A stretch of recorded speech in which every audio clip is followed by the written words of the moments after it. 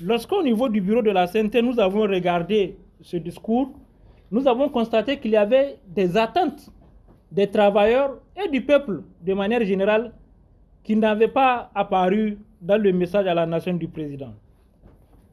Notamment la question sur la tenue du dialogue inclusif qui pourrait nous permettre de faire cette réconciliation entre les Nigériens, mais aussi créer cette cohésion sociale entre les Nigériens.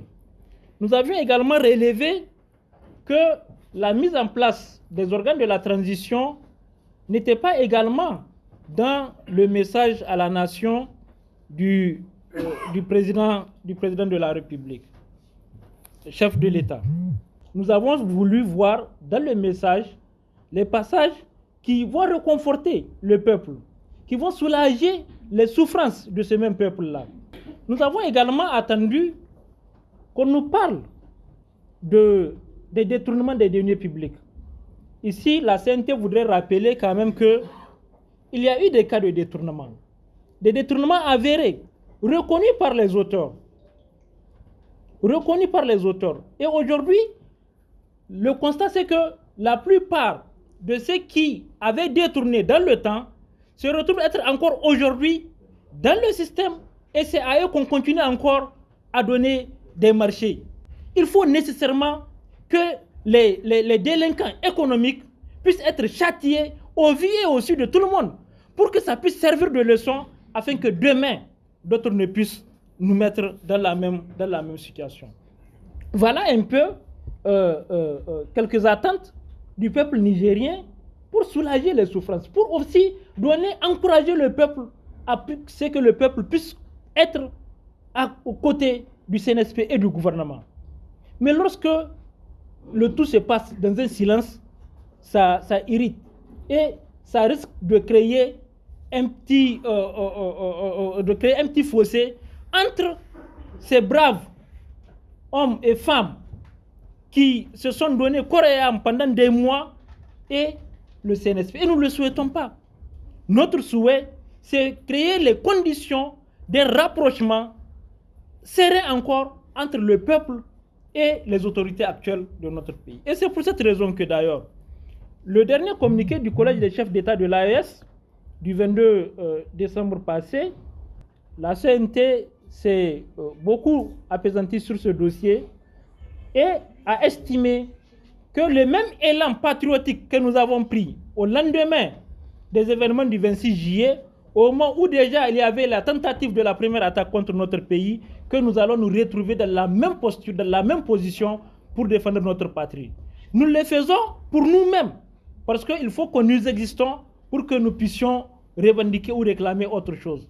Par rapport à cette question, la CNT demande à l'ensemble de ses affiliés de continuer la communication et la sensibilisation et d'être du côté de nos FDS dans le cadre de la collaboration, mais aussi de la recherche de l'information. La seconde partie de ce point de presse est, comme je l'ai dit, réservée à la situation des libertés syndicales, puisqu'il faut l'appeler ainsi, mais aussi de l'ingérence des pouvoirs publics dans les affaires syndicales. Nous voudrons à l'entame informer, si même ils ne le savent pas, que malgré les efforts consentis par le peuple, malgré les efforts du CNSP et de son gouvernement à créer une certaine stabilité ou la cohésion entre les Nigériens, mais c'est qu'autour du CNSP, il y a ceux qui continuent encore à créer le désordre. À créer le désordre et à créer des conditions de pouvoir remonter ou faire revivre les tensions sociales au niveau du monde syndical. C'est dans ce sens que nous voulions vous rappeler, et vous l'avez suivi avec nous, il y a quelques jours de cela, dans le Sahel du 16 décembre, un communiqué de l'administrateur délégué de Niamey qui apprend à un de nos affiliés qu'à travers un arrêté, qu'on retire le récépissé de ce syndicat-là. Sur cette question, l'arrêté en question, à la date où nous tenons ce point de presse, n'a pas été notifié aux syndicats concernés. Il s'agit du SIAMAC. À la date d'aujourd'hui, ils n'ont pas reçu notification de la ville de Niamey de cet arrêté.